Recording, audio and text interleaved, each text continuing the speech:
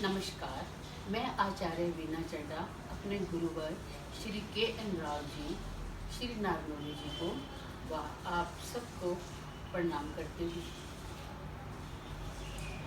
एक बात बताएं, क्या आपने देखी थी कभी ऐसी दुनिया जिसमें लोग सुबह 4 बजे ही उठकर मदिरा के लिए लाइन में लगे हैं, और वो भी लॉकडाउन में, जबकि सब कुछ बंद है।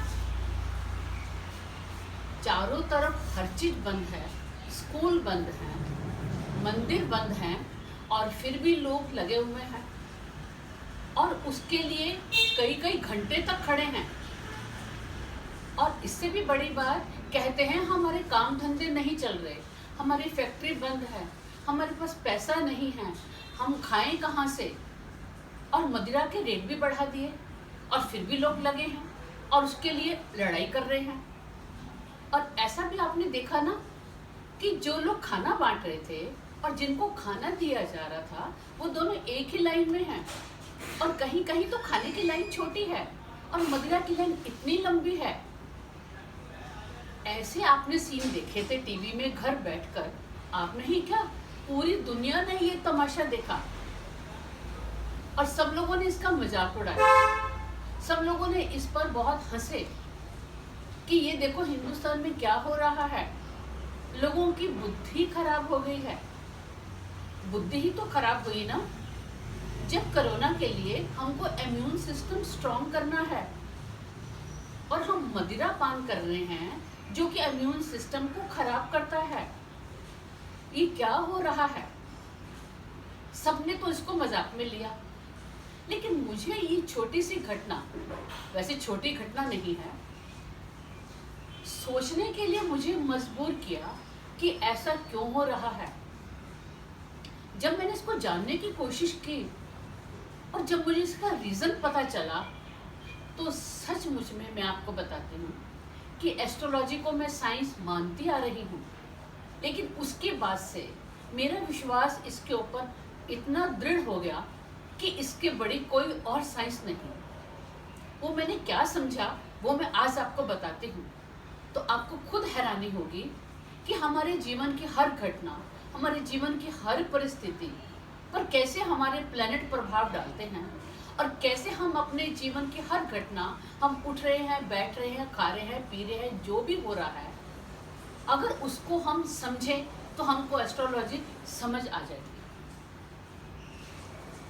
अब आप ये देखिए कि 24 मार्च को पहला लॉकडाउन हुआ और सारे मंदिर, गुरुद्वारा, चर्च और हमारी जितनी भी तरह की मस्जिद, जितने भी तरह के हमारे धार्मिक स्थान हैं, सारे बंद। और इसी दौरान हम सब ने बैसाखी मनाई, नवरात्रे मनाए, रामनवमी मनाई, ईद मनाई, ईस्टर मनाया, गुरुपुरब मनाया, सब कुछ मनाया, लेकिन हमारे मंदिर, मस्जिद, गुरुद्वारों पर ताला नहीं खुला, उन पर ताले लगे रहे। ऐसा क्या हो गया?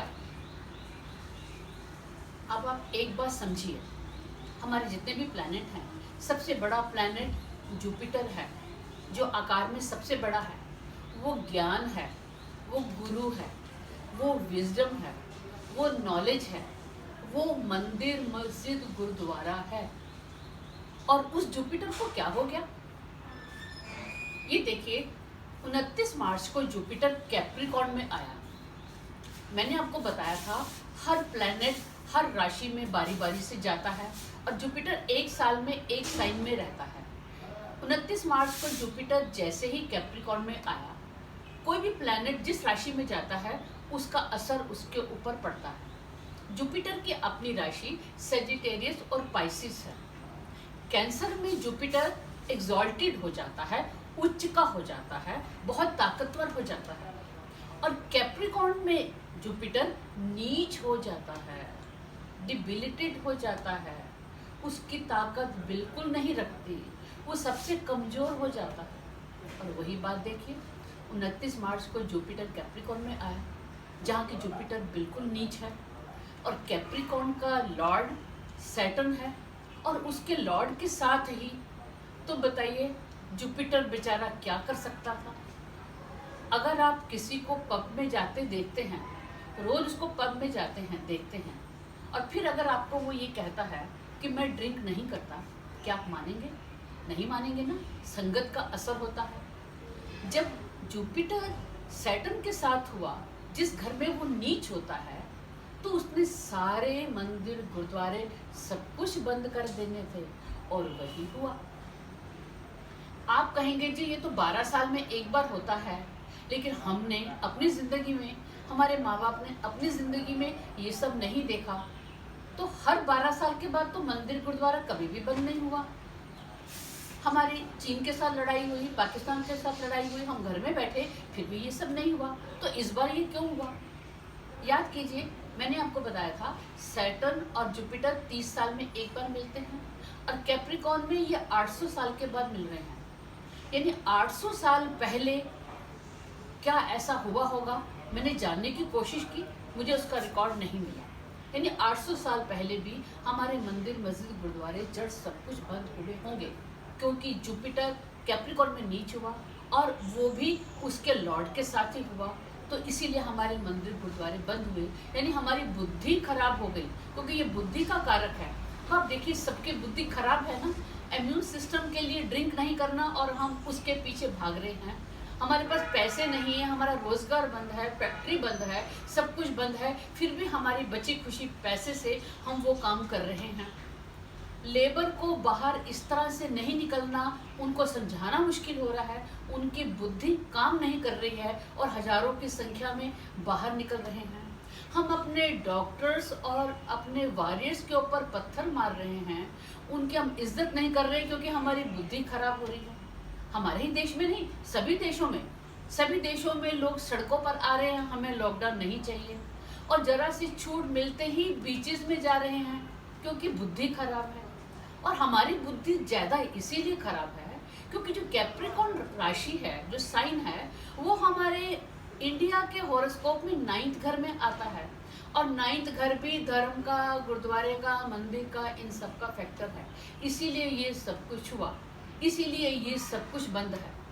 और अब जुपिटर रेट्रो हो गया है, धीरे धीरे सजिटेरियस की तरफ चल रहा है, और 30 जून के बाद, 30 जून की रात को 1 जुलाई को वो सजिटेरियस में जाएगा। इसका मतलब मंदिर तब खुल जाएंगे, गुरुद्वारे, मस्जिद, चर्च सब खुल जाएगी। अब आप कहेंगे वो तो ठीक है बंद हुआ, लेकिन मदिरा क्यों चालू हुई? अब इसको भी समझिए प्लैनेट से। मदिरा का सिग्निफिकेटर मंगल है, और मंगल कैप्रिकॉर्न में था। मंगल कैप्रिकॉर्न में सबसे उच्च का हो जाता है, सबसे ताकतवर हो जाता है, और मंगल मदिरा का कारक है। कोई भी साइन जब उच्च का या नीच का होता है, हर साइन की अपनी एक डिग्री होती है कि किस डिग्री पर जाकर होगा। ऐसा नहीं कि कैप्रिकॉर्न में आया तो पहले दिन से ही वो बहुत ताकतवर हो गया। वो 28 डिग्री पर ताकतवर होता है, उसका मेन पॉइंट है 28 डिग्री, और 28 डिग्री को वो 3 मई को हुआ। और अपना रिकॉर्ड चेक कर लीजिए, 3 मई को ही ऑर्डर हो गए कि सभी मदिरा खुले रहेंगे, पूरी शराब बिकेगी।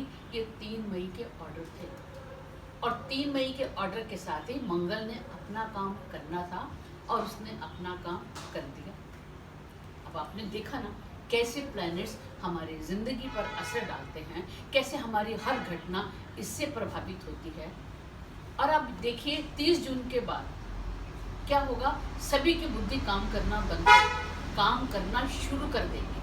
अभी तक जो लेबर भाग रही है, सड़कों पर है, हजारों की संख्या में, बिना ये सोचे समझे कि हम बाहर एक दूसरे के साथ मिलेंगे, इस तरह से रहेंगे तो कोरोना होगा, और देश हमारे बारे में अच्छा सोच रहा है, लेकिन कोई असर नहीं है।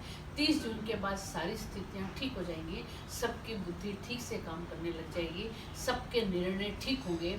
अभी आपने देखा कि राजनीति हो रही है, पॉलिटिकल पार्टी भी लेबर के नाम पर, कोरोना के नाम पर आपस में एकजुट होकर मुकाबला करने के बजाय लड़ रहे हैं।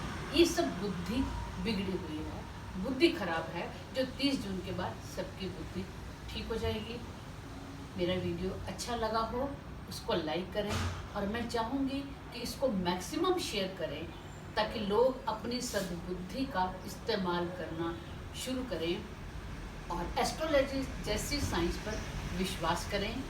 अगर आपने अभी तक सब्सक्राइब नहीं किया उसको सब्सक्राइब करें और बेल बटन दबाना बिल्कुल ना भूलें। आप सदैव खुश रहें, ज्ञानवान रहें और बृहस्पति देवता आपको विजडम दे, नॉलेज दे और ज्ञान दे। धन्यवाद।